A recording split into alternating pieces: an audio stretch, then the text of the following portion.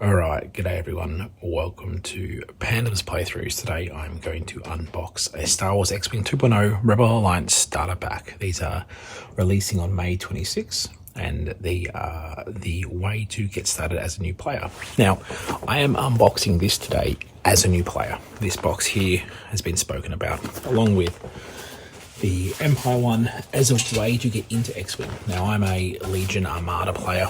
And you can see here, this is a great way for me to get started. Having two set packs, everything I need to get going. Having my time beforehand with Armada, I had to buy a core set which had a bit of Empire and Rebels. This is a great way for me to get started with everything I need. I don't have to split a box, don't have to buy two boxes. So let's get inside and see what is in. So for those who are watching, I am brand new to Armada, X-Wing. I have played Armada. I'm aware of what X-Wings entails. I've seen the controversy around version 1 to version 2, but I am been a watcher and lurker. So let's see what's inside the box. I'm pretty excited for what I like about things like X-Wing and Armada is the pre-painted miniatures. They make it very nice to just hit the action straight away. So let's open this up and have a look what's inside. So that's your box. We have the beautiful miniatures, which we can see quite nicely. I am guessing for many players have seen the blue A-Wings. But here's the two A-Wings, the Y-Wing and the X-Wing. Definitely a fan of the models. I am a very, very big fan, however, of a B-Wing and a Y-Wing. The X-Wings are nice, that's for sure. But it's a great way for a set price to get everything you need to get started and then choose to where you want to expand. This is really, really quite detailed. I kind of expected it, knowing what I get with Armada, but yeah, very nice. So let's talk about what the cardboard we get in the box. This part here, which is all nicely and neatly kept inside this section, which we know what's on the box, what we're getting in it. There's been many discussions about what's included. So my measurement ruler for the Rangers 1, 2, and 3. I have plenty of cardboard. Now I have my token trackers, I have my direction dials, I have my card for Luke Skywalker, Vander, Jake Ferrell, Arvin Cronard, but there's also a lot of cardboard there, which is everything I need, right? The big part also included in this is that you do get the damage deck, the dice, and enough to have your own go. So look here, I've got my damage dice, which again, if you're familiar with Armada, 8-sided dice, denoting attack, blocks, those sort of things.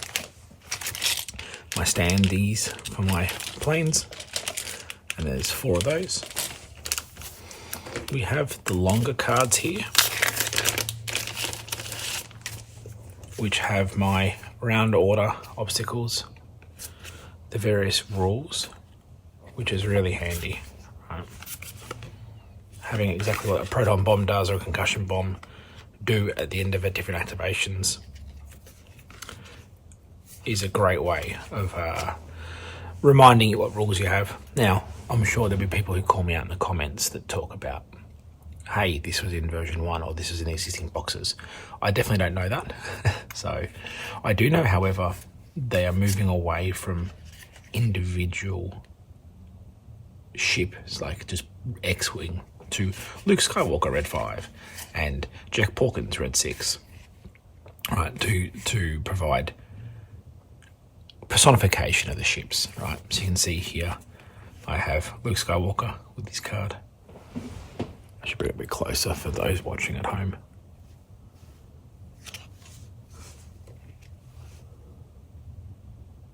Jack Porkins in Red 6. Now, as a new player, I have no idea what the stats are in this sort of thing here. You know, I'm guessing firing arc, movement, shields, potentially. I'm sure there'll be those who comment about those sort of things. I love the art, even though art gets reused between X-Wing, Armada, any Star Wars Legion assets. It is nice to see consistent art styles. Love a bit of Dutch. Loved him in his re-cameo in Rogue One. Grey Leader. I've actually painted some Grey Leader, some Grey Squadron Y-Wings in Armada. So there we go. Proximity mines. I can see how it's very much about positioning and dogfighting. I get that. That's one of the allures of the game. Very much I've bought into this as a, here's my box. Here's I can use it for my game. And I can play as is. So you got some ship cards here.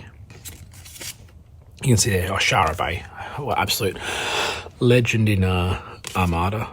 Jake Farrell, Sage Instructor, and then I've got Green Leader as well. So you've got 3 options for the A-Wing, 2 for the X and 2 for the Y.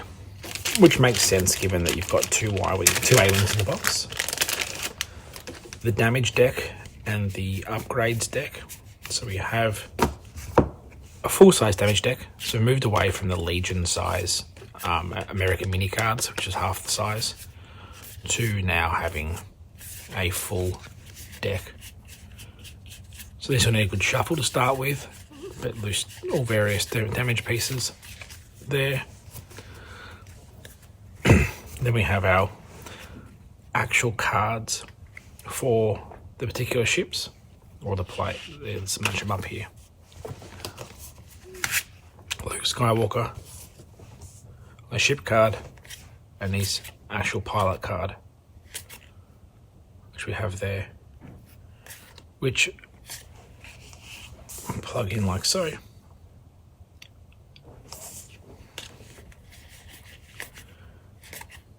Let's go through them.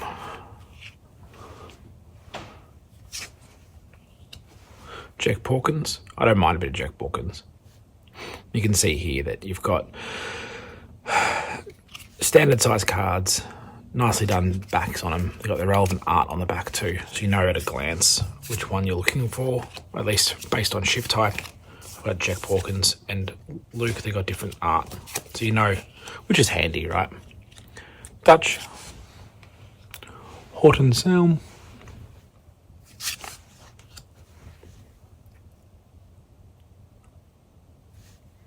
you get really cool art, and I can see with these games it's going to come down to play style of what sort of ships you take, what you enjoy. Given that I am playing at home with friends and family, there's no meta for me, so I can just take the ships I want to take and have fun. We've got our different, I'm guessing these are different skills and upgrades, equipments, missiles, concussion missiles, proton torpedoes. And definitely know that that's spend an energy or some sort of on your attack, change a hit to a crit. I know those icons. I think most players would know those icons, right? Proton torpedoes, proton bombs, right? So you get some different devices here, different turrets based on the mount points. I'm guessing that the cards have specific mounts they can take in various pieces based on the type of ship you're taking. If they can take droids or not. I'd hazard a guess that that's based on the ship type. Again, not having read the rules just yet. This video is more to show off what is possible. Oh, there's Shara Bay. One of the cards there says 4. I must have mixed my cards in before. All good. Elusive. So these are some of the pilot skills. And then you got specific rebel, hopeful, small ship, astromech droid. Obviously this is for the entire system, but this is starter box includes the 2 A-Wings, Y-Wing, and the X-Wing. Different behaviours when your S4s are closed versus open. You can see it's a double-sided card here. Vectored cannons, which is cool. So afterburners for a small ship. Shield upgrades. So you get a raft of cards here that give you options out of the box. I'm guessing if I look through the manual and I read through this when I get some time, would be very much focused on starting at your first game, how to get started, what you need to do.